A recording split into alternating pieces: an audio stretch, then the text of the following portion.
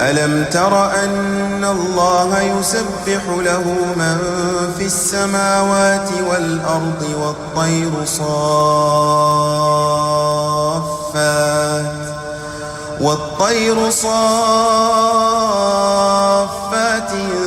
كل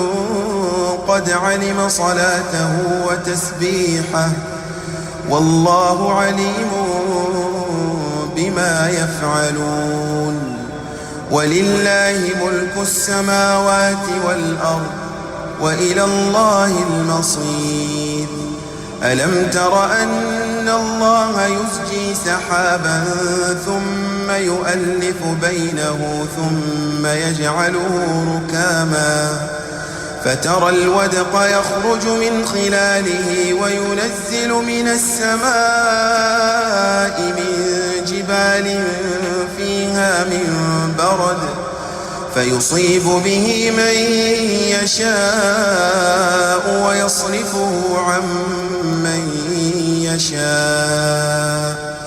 يكاد سنا برقه يذهب بالأبصار يقلب الله الليل والنهار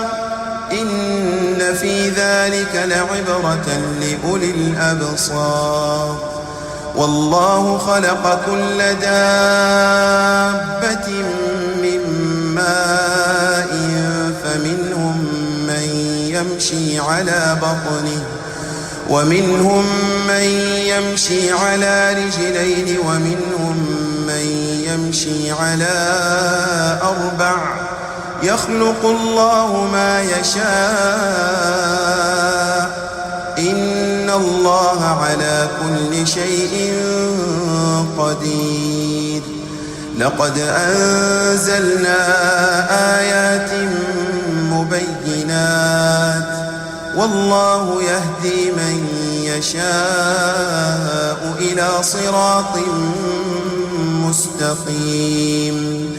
ويقولون آمنا بالله وبالرسول وأطعنا ثم يتولى فريق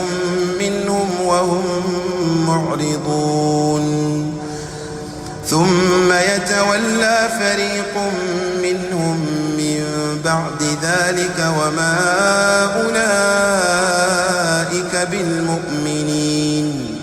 وإذا دعوا إلى الله ورسوله ليحكم بينهم إذا فريق منهم معرضون وإن يكن لهم الحق يأتوا إليه مذعنين أفي قلوبهم مرض أم ارتابوا أم يخافون أن